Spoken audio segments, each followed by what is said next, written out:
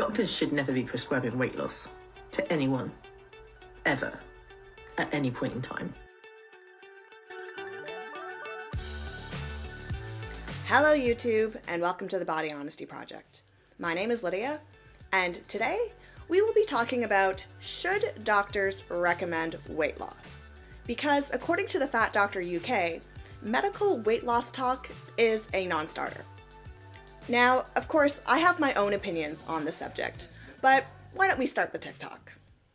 Doctors should never be prescribing weight loss to anyone, ever, at any point in time. And here's why. When we recommend any procedure, treatment, medication, or whatever, we need to be thinking about the pros and the cons, the benefits and the risks. That sounds like a great idea. Why don't we do a pro and con list right now? Let's start with the obvious pro. Losing weight can improve your health. It can lower your blood pressure, can lower your A1C levels, it can reduce your joint pain, and put you at less risk of developing things like heart disease, diabetes, and cancer. So, what would the comparative con of this be? Well, when you lose weight, you could lose your energy, you could have problems absorbing certain vitamins, you could have some hormonal imbalances, and you could have elevated anxiety, stress, and other mental health issues. But you know what? A lot of these things can be mitigated. Because if we lose weight in a healthy way with a very, very small calorie deficit and increased exercise and increased fruits and vegetables, we will not be at risk of the other more severe things that happen. Because most of the bad things that happen only happen if you do extreme dieting, meaning severe calorie restriction or extreme exercise. For the average Joe just trimming 200 calories off their daily consumption, those things are not going to happen. Let's do another one. A pro to losing weight is increased confidence. And this usually comes because after you lose weight, you both look and feel better about yourself. Because most of us like the way that we look thinner than fatter. I mean, not everyone, but most of us do. And with the loss of weight comes an increase in mobility. And an increase in mobility means the ability to do more things. So your confidence could be improved because you look better, but it could very much also be improved by your ability to do more things. Confidence is not just about how we look, it's also about what we can do. And if we look on the flip side, what would the matching con to this be? Well, I guess that thinking that weight loss would solve all your problems, when in actuality, it won't.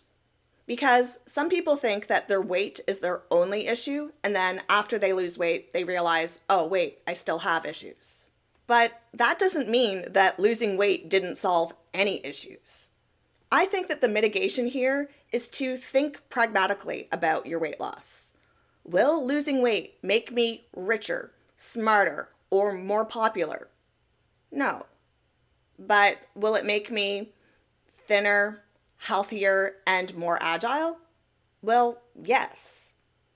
So as long as you keep in mind what weight loss will do and what weight loss won't do, you can mitigate the risk of thinking that weight loss is going to solve all your problems. Because, it won't. And let's do another one. A pro to losing weight gives you better sleep and fewer headaches. That's because less weight on the airways allows you to breathe better at night, and less adipose tissue means less inflammation, which also triggers headaches. So when you lose weight, you may get fewer headaches, or the headaches you get are far less severe. And what would the matching con to losing weight be here? Well, losing weight can produce hormonal changes or elevated anxiety and stress. But once again, those things can be mitigated by following an appropriate diet for you, that it's not a fad diet or overly restrictive diet, and by getting the supervision of a physician and or having a nutritionist advise you. So when we look at the pros and cons list, the pros are the things that are almost definitely going to happen if you lose weight, whereas the cons are things that might happen if you try to lose weight. But we can limit the likelihood that those bad things will happen if we mitigate them. So, in my opinion, there are far more pros than cons to losing weight. But let's see what FatDoctorUK has to say. So what are the benefits of intentional weight loss? Well, the main one is you become thinner. Temporarily, mind you, because up to 98% of people will regain all of the weight that they lost within 5 years. Up to 2/3 of them actually will gain back more than they lost in the first place. Enough with the 98% statistic. It is bogus. If we check out the National Weight Control Registry, we can see thousands and thousands and thousands of people that have lost weight and kept it off. The problem with this statistic is it only refers to people that were part of studies. And there's so many people out there that lost weight and kept it off that were not part of a study, which is why these registries are so important, because it allows people that lost weight on their own to share their story to prove that this 98% number is BS. You can lose weight, you can keep it off. This is just a scare tactic to keep people from trying. There are some possible temporary health benefits, but none of them are long-lasting. For example, you may be able to get your diabetes into remission for 12 months, 18 months, but no longer than that for the vast majority of people. Okay, let's take a pause here and discuss what she means by short-term and temporary. So, if you lose weight and your blood pressure goes down and your A1C levels go down, how temporary is that for? Do the levels start going up on their own? Or do they start going back up when your weight comes back up? Because in this equation, I think that she's confusing what is temporary versus what isn't. Because if you lose the weight and your health improves, and you keep the weight off, your health stays improved. But if the diet you were doing to lose weight was for a short period of time, thus it being temporary, well then, of course, your health benefits are also only going to be temporary. The only reason why it is temporary is because you stopped doing it. If you go back to what you were doing before, of course it's temporary. But guess what? If you don't go back to what you were doing before, it can be long-lasting. In fact, most of the data out there focuses A, on the short-term benefits, and B, more on health risks rather than health outcomes. And by that I mean they'll focus on your blood pressure or your A1C or your cholesterol rather than focusing on, say, heart attacks or strokes or cancer. Did a doctor just say that? To focus on outcomes instead of risks? Like, there's no such thing as preventative medicine? You get all your tests back and your doctor says, well, you're almost at cancer level, but you're not there yet, so we'll just wait. Or, you know what? Your arteries aren't closed yet, so why don't we wait for that heart attack and then I'll treat you? Like, this does not make any sense at all. And the thing is that once a patient gets to the point where there is an outcome, one of the treatments will likely be diet anyways. So why not do it now? Like, if your doctor says to you, hey, you're pre-diabetic, I think you should change your diet. And you say, nah, I'm going to wait for diabetes to set in. So when diabetes sets in, guess what? You still have to change your diet, but now you also have to be medicated. So why not just change the diet now and not get to the medication stage? Wouldn't that be easier? But what about the risks? Well, there are lots of them. First of all, there are the physical risks. People who diet suffer from malabsorption, poor energy levels, and when taken to extreme levels, they can become dehydrated. They can even cause damage to their heart, their kidneys, and various other internal organs. Then there's the psychological damage, the low mood, low self-worth, increased rates of anxiety, depression, and even suicidality. Poor cognition, inability to concentrate, poorer memory, inability to do basic, simple tasks that were once quite easy for you. And that's just in the short term. Again with the risks. The only risks that she's talking about apply to those that are doing extreme dieting. most people that diet never experience any of those things. I mean, a lot of us do experience things like stress and anxiety and overly focused on food, but very few of us get to malabsorption and hair loss and losing cognition. That's a rarity. I'm not saying it doesn't happen, I'm sure it does, but my biggest criticism from FatDoctorUK and pretty much all of the other fat activists is that they pretend like all this stuff happens to them. And in my honest opinion, I would take a gander that most of these people have never been on a diet for more than a few days to maybe a few months. Because if they actually had been on a diet for longer than then, they would have lost more than a few pounds over the course of their life. Like, I find it so difficult to believe that these fat activists that have pictures of themselves fat since childhood that claim that I've been on a diet my whole life, I've tried everything my whole life, and it's messed me up my whole life. Did you? Did you really? Or did you Amberlyn Reed diet? Meaning I tried every single diet for an hour or two a day, and I feel like I've been on a diet my whole life. But the number of days I've actually dieted, probably only a handful.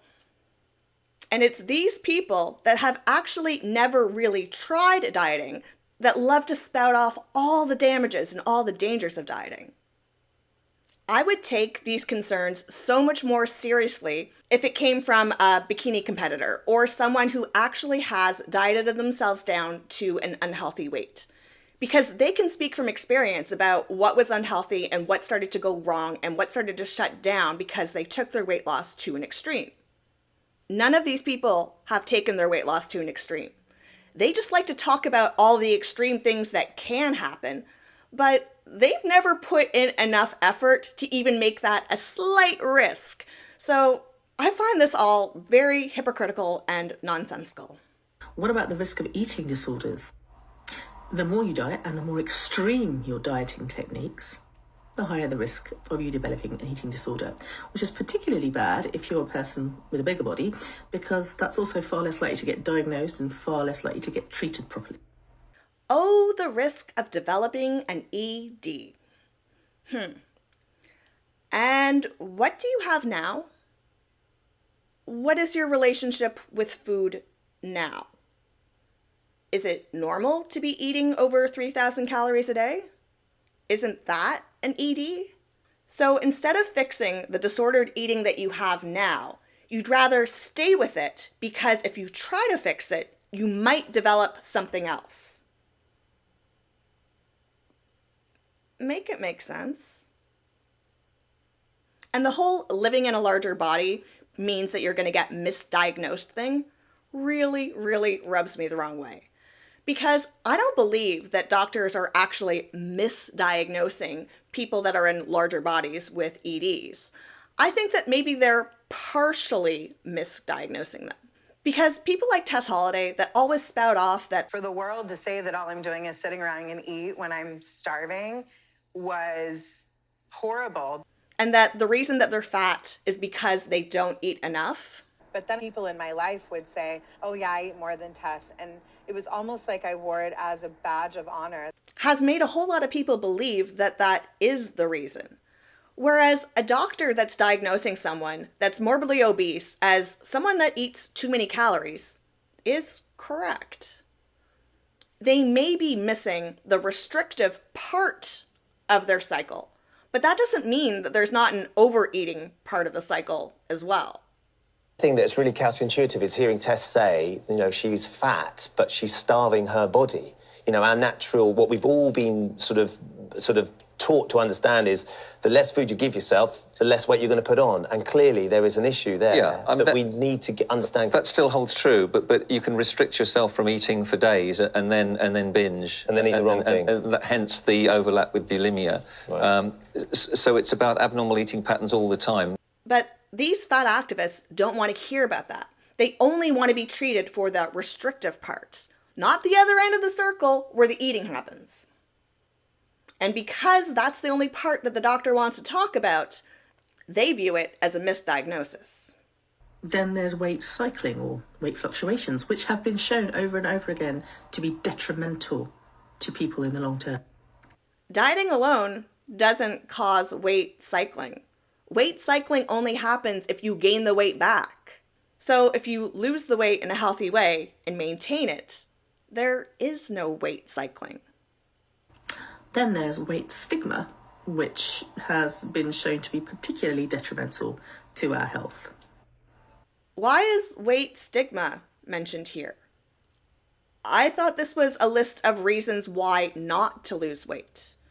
Because isn't weight stigma being treated badly because of your weight? So if you lose the weight, don't you also lose the weight stigma? Isn't this a pro for losing weight? So to sum up, very few benefits, most of them temporary, and multiple risks, most of them long term. You don't need to be a genius to figure out why I am strongly against doctors recommending weight loss. No ifs, ands, or buts. Okay, so the benefits are short term, but the damage is long term. But you achieve the benefits while you're losing and while you're maintaining your weight loss. And the damage occurs once you start gaining it back. So if losing weight leads to the benefits and gaining weight leads to the damages, why can't we just lose the weight and keep it off? Then we get to maintain the benefits all the time. The only thing temporary about this is a person's effort. If the person's effort is temporary, then the benefits are temporary. But if the person's efforts last their whole life, guess what? So do the benefits. So, in my humble opinion, FatDoctorUK was so unsuccessful with her own weight loss efforts that she feels the need to project onto everybody else why her decision was the right decision. But I think we all know that deep down, she doesn't believe it. But the more that she tells others to do as she does, the better that she feels about herself. Because misery does love company. She wants you to be just as miserable as her. And to me, that's not good or honest. And on this channel, we're all about being honest. So until next time, stay body positive, but also body honest. No ifs, ands, or buts. Buts.